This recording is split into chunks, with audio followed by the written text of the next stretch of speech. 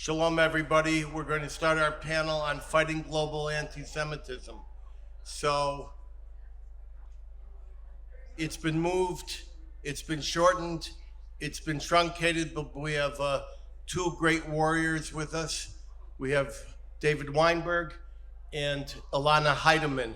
And first you'll hear from me, then you'll hear from them, and then you'll hear from me again. So the name of this session is Fighting Global Anti-Semitism. So we're not going to spend a lot of time defining anti-Semitism because anti-Semitism is a shapeshifter. Whether it arises out of claims of deicide or whether it arises out of claims of poisoning the wells during the Black Death, or the protocols of the Elders of Zion, or making matzah from blood, or now with the current iteration, it always morphs and it never ends. And our job now is to stop tolerating it and to fight it. And we have to understand that the global anti-Semitic movement is also one which has been politicized.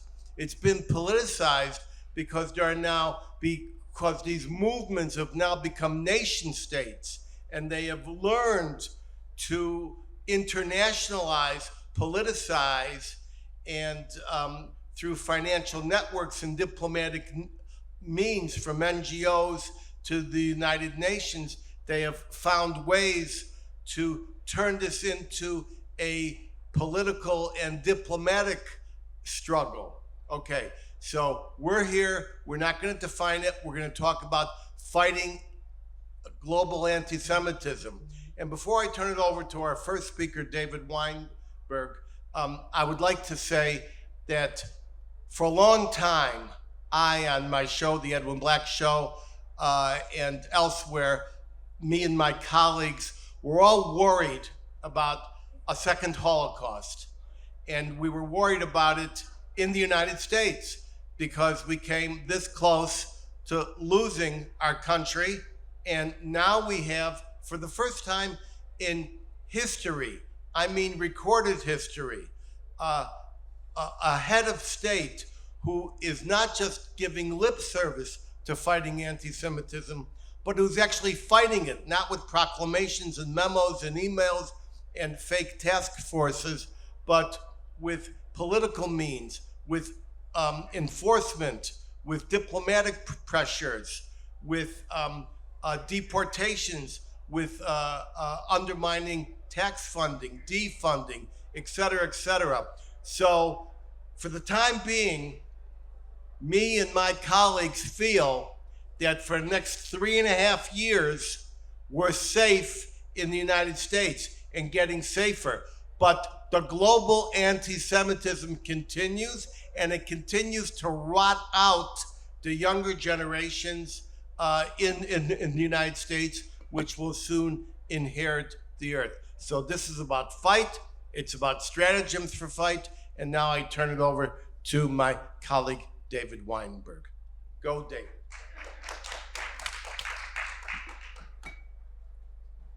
Thank you, Edwin, and thank you to JNS. I have 5 minutes, and in these 5 minutes, I want to offer you 10 commandments. 10 commandments for how not to combat global anti-Semitism. You know that Chad Gadya is 13, the principles of faith, the Rambam, are 13, Dayan was 12, there were 10 plagues, and here are my 10 commandments on how not to combat anti-Semitism. Number 1, we have to reject false equations.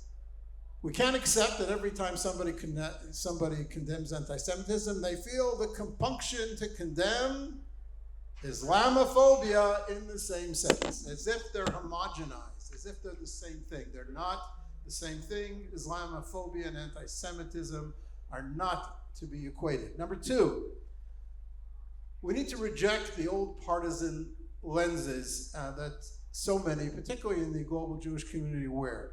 People who see only anti-Semites on the right. And indeed, the greatest challenge, the greatest threat of anti-Semitism for many years came from the right and the hard right. But today we have a situation where some people refuse to see new allies on the right. Great example of this, as you all know, was the big international conference on combating anti-Semitism, which was held here in Jerusalem just 3 weeks ago by Minister Shikli of the Israeli government. He invited several leaders of the European right, people who've done tshuva, people who are now embracing Israel and condemning anti-Semitism, but because their parties have an anti-Semitic and anti-Jewish past, there were people who boycotted the conference. I think that's a mistake. Number 3, we can no longer hide behind the old shibboleths of free speech. Free speech, therefore we can't arrest and deport radicals like this guy Khalil from Columbia University. Free speech, therefore we have to let anything and everything go on social media, including the most violent, vicious, anti-Semitic rhetoric. Mistake. Number 4, we cannot accept as sufficient the promises of our governments, I'm talking to diaspora Jews here, to protect Jewish communities through patrols around Jewish community centers, safe spaces around schools, and monies for guards. That's not sufficient. We need to demand much more aggressive action from Western governments. Number 5, don't let Western governments tell the Jewish community to hide. I was keynote speaker last November in Australia for the Technion Society, Australian Friends of the Technion. The big event, or 2 big events, one in Melbourne and one in Sydney, in the Sydney Great Synagogue. The bad guys organized this massive demonstration outside the synagogue in Sydney. The police let them demonstrate right up to the front doors, basically shut down, and then the police told us at the end of the event, please skunk out of the back door of the synagogue. Please remove your kippot, your Magen David, and any other forms of Jewish identity, including these little tote bags with the Technion symbol on them. Please turn your tote bags inside out. This was the police instructions to the Jewish community. Most people did it. I have this great photo of me carrying 2 Technion tote bags, logo out, walking out of the synagogue in defiance. Can't let them tell us to hide. Number 6. We can't rely on institutions such as the DEI institutions, diversity, equality, and inclusion, if I'm not mistaken. The Biden administration's national strategy for combating anti-Semitism, launched in June 23, gave a major role to DEI institutions on universities and state governments in combating anti-Semitism. These are the worst institutions infected with anti-Semitism from within and without. Number 7. It's not enough to protect the Jewish community, but then distance your government from Israel or imply arms embargoes to Israel. Classic example, Australia and Canada. The Trudeau government, which is now out of office, and Trudeau's successor may be elected today in Canada, did exactly that. Make every promise to the Jewish community. They said all the right things about combating anti-Semitism, and then they slapped an arms embargo in Israel and distanced Canada from Israel in every national institution. You can't separate the two. Number 8, and this I say to diaspora Jewish leaders, you can't deny Israeli leaders their inevitable and important role in combating anti-Semitism. There's a big debate underway in the global Jewish community about what Israel, the state of Israel's role ought to be in the global fight against anti-Semitism. There are diaspora Jewish leaders, including some of the major American Jewish organizations, who say Israel should stay out of it. We know how to fight anti-Semitism in America best. Israel just complicates things. No. Today, when anti-Semitism and anti-Zionism have been blurred, we all know that much of the criticism of Israel is essentially anti-Semitic, based on Natan Sharansky's famous 3D definition. The state of Israel is and inevitably will have a significant role in combating anti-Semitism, and you can't deny that. Number 9, recognition of Palestinian statehood, which some Western governments have run to do and are threatened to do now. Take President Macron of France, for example. It's not just a diplomatic security issue. Erzat's recognition of Palestinian statehood not only retards real peace, it's grandstanding. It's grandstanding to defy Israel, to defy the Jewish people, pretending to be advancing peace when in fact this knowingly weakens Israel and it drives anti-Semitism. And number 10, finally, don't deny the truth about strength and weakness. And the truth about strength and weakness is this, that the safety and security of Jews around the world depends on Israel winning its wars in this part of the world, on Israel regaining its strength, on Israel defending itself confidently, of Israel restoring its deterrent power. After all, there's only one explanation.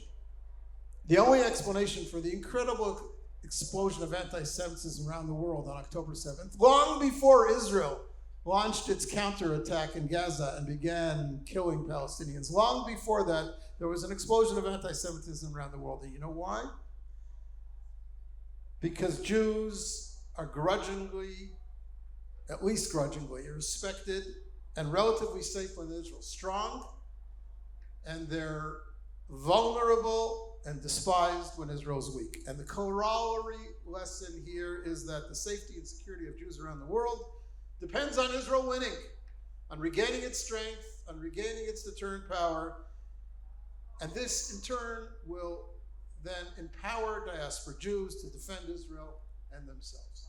Ten Commandments on how to fight and how not to fight anti-Semitism. All right, David, thank you.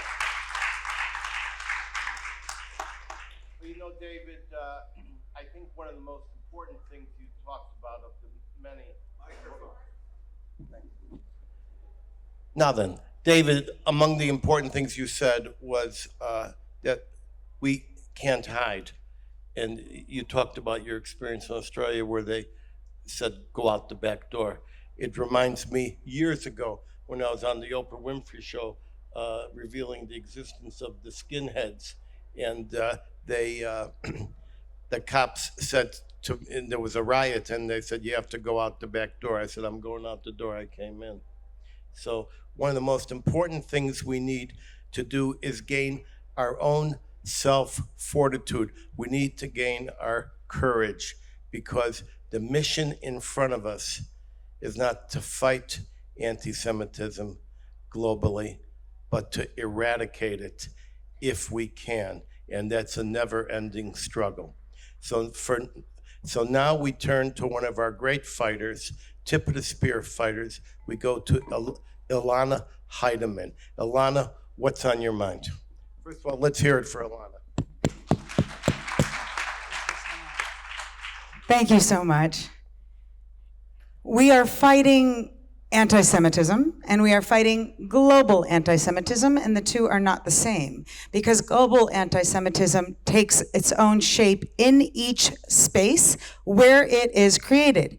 So the anti-Semitism that people are fighting in their own lives and communities doesn't necessarily replicate the anti-Semitism that is experienced elsewhere. Therefore, the conversation is automatically broken down, and it creates almost a type of suffering competition, shall we will. Now, Holocaust survivors endured this, unfortunately. That sense of, I experienced more than you. Therefore, we're seeing an unfortunate competition in the global anti-Semitism between different countries, how they are coping with it, the budgets they are receiving, the amount of activists that are involved, those who might be influencers, and those of us who are not influencers, but try to make an influence. And those individuals who are the common people fighting the fight in the day-to-day lives and environments often don't realize the opportunities that exist that don't require huge budgets and major organizational affiliations, that sometimes that bureaucratic issue hinders our ability to fight the anti-Semitism. Again, locally is that primary issue. On a global scale, we have social media as the primary platform where very logical expressions of anti-Jewish, anti-Israel, anti-Zionist sentiment are spread like wildfire. And unfortunately, the common individual doesn't feel themselves equipped to respond or engaged. Also because it creates a type of personal trauma as well. If any of you have ever engaged in anti-Semitism on social media, or have had to face an anti-Semite right in front of you, you know that all of the courage that we speak of, Jews needing, is also not enough. And some of us have faced it. I was at Boston University doing my PhD with Elie Wiesel, and there we were faced with, on Holocaust Remembrance Day, a huge anti-Semitic display. And at the end of the day, I got hit, and then I got arrested, and I was told, if you didn't wear a Star of David, this wouldn't have happened to you. There's an issue with anti-Semitism denial that has to become a part of our fight against global anti-Semitism and local anti-Semitism. The denial that we have a right to that fight, and again, on the issue of courage, we have to not only empower people, which I try to do through my organization, the Israel Forever Foundation, providing personal resources and personal consulting for individuals, communities, and groups that are looking for ways to really personalize that ability to fight it more effectively. And sometimes that fight begins at home. It begins with enabling ourselves to have the very difficult conversations of not defining anti-Semitism, but explaining what our options are and how we can respond with concrete, strategic information that actually doesn't counter and result in the deteriorating debate and then the mudslinging of insults, but rather allows the individual who has taken the challenge, the voice raised, to be a powerful strength against the lies, and give them a sense of confidence that fighting anti-Semitism is actually fighting for humanity. The anti-Semitic camps today have claimed that fighting Israel, and again, this echoes Hitler's own theory, that fighting the Jews was the work of God. And he was doing the essential. We're seeing that same claim today. Let us eradicate the Jews from amongst us and in their homeland, and then we are doing the work of saving humanity. We need to shift that direction. We need to make sure that people realize that by fighting any form of Jew hatred, they are fighting for the security and the future of all mankind. When we give them a sense of ownership, and we give our youth, and we give our non-Jewish colleagues who came and started to join us after October 7th, realizing that this was not a fight that only could involve Jews. It requires these interfaith connections and collaborations. I want to very much encourage that in our fight against global anti-Semitism, we also don't look only locally to those who are in our cadre of, again, influencers on social media, those in our organizations or our local communities. Find ways to establish new connections, new relationships with people who you would maybe never consider speaking to, and initiating the idea of creating a proactive, pro-Semitic response, because we cannot let them deny our right to defend ourselves, and we cannot let them deny anti-Semitism as a legitimate and real threat that every single Jew faces. All of the non-Jewish world will face the consequences if we do not continue this fight every minute, every day, from every voice of every home in the world. Thank you. Stellar remarks. Okay, so I'm going to give you my 4 points. Educate, educate, educate. Affiliate, affiliate, affiliate. Litigate, litigate, litigate. And legislate, legislate, legislate. We must eradicate this. We can't argue it away. We can't explain it away. We can't rationalize it away. We can't debate it away. It must be defeated the way we defeated Nazism in the Second World War, the way we defeated or tried to defeat the Klan and racism in the United States. We didn't try to find a middle ground. We defeated it. We actually passed the Ku Klux Klan Act. So let's start with my 4 points. Point 1, educate. We don't even know who we are. We've got people in this hotel, and for every one of us, there are hundreds of thousands of Jews who don't even know what Israel is, who don't even know the history of the Jews, who don't even understand international law, who have no idea. And that's because my generation got comfortable not me, but my generation, the post-Holocaust generation. They're not killing us. Everything is fine. Let's get 2 cars, 4 TVs, and we're out of sight. We don't have to do anything. So we need to teach our own. I saw a recommendation on one of the forums, start in middle school. Too late. Start when the kid is born. That's the way our enemies are learning their hatred, is when they're born. Okay? Second, affiliate. For the longest time, I've been talking about affiliating. And let me tell you who you can affiliate with first. Other Jews. I mean, she talked about the fact that there was an anti-Semitic conference and parties were not, they quit, they didn't want to come because he didn't like him. It's kind of like the Jackie Mason comedy routine on restaurants. I'm not sitting with him, and he's not sitting there, and I'm not sitting here. So it's important to affiliate with our own and with others, because if we can't do this alone, we need allies. The third thing is litigate. Friends, we got to eradicate these guys. We're not going to convince them. We need to sue them. There are lawyers in the room, and there are lawyers in the hall, and there are lawyers around who are doing a yeoman's job, and we need them multiplied tenfold.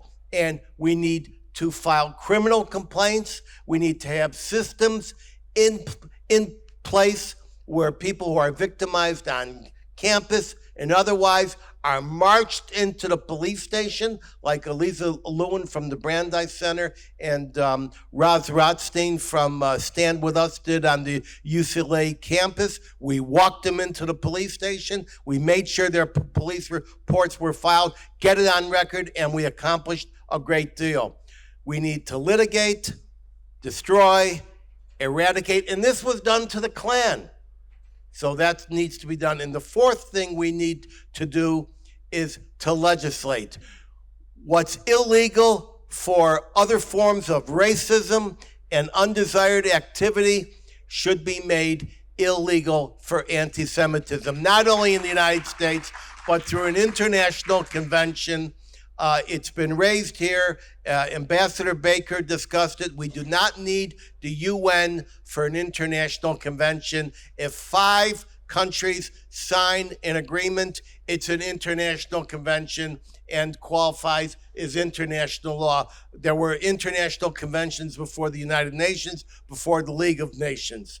And this is, as I say, the same approach that was used to defeat our other enemies. For those who want to talk about freedom of speech, it goes this way. This is freedom of speech, and that's assault. Okay? Measure where the fist goes. That's all. Thanks. All right, we got a minute and a half. Take 30 seconds. What's your first thing that if you could only do one thing now? 30 seconds, go. Ilana and I both have been fortunate to learn from the greats. We each had a mentor who guided us in our public careers. For you, it was Elie Wiesel, who was also an occasional friend of mine. For me, it was Natan Sharansky. I was Natan's senior advisor in the Prime Minister's office when he founded the Global Forum Against Antisemitism. And my father, Olav Shalom, thank you, David, who was one of the great intellectuals in the fight against anti-Semitism. Natan, back in 2002 or 3, developed the 3D rubric about which you've all heard many times, which still holds until today. Criticism of Israel crosses the line into anti-Semitism when it delegitimizes Israel, applies double standards towards Israel, or demonizes the Jewish state. Okay. Thank you. All right. Alana, if you can only do one thing, you got 20 seconds. Reach the unaffiliated in your communities, Jewish and non. Reach the people who are afraid. Reach the people who do not yet have the confidence, and you can give them a voice, and you can bring them into an affiliation, not necessarily with one organization or another or one congregation. Most people awakened to a new Jewish identity after October 7th. And those people have found new voices, but these new voices must become sustainable. And that happens through working together, whether it was in the ghettos or in the 20 years prior of the buildup of anti-Semitism that no one wants to talk about prior to the Holocaust. Because while President Trump and his litigation and other issues are a hiatus, what will stop the protests and their violence? What will stop them is your increased voice and activism and working together to be strong as a resistance, a collective resistance, so that when we say we're fighting global anti-Semitism, we're doing it as a global nation. Am Yisrael Chai can no longer be words we chant at the end of the march and when we want to celebrate on Yom HaAtzmaut. We want to stand up for the moments of pride and victory and have that be the definitive mark against anti-Semitism. Okay, thank you very much. I'm going to close with this statement. We got 3.5 years and we're finished. Thank you.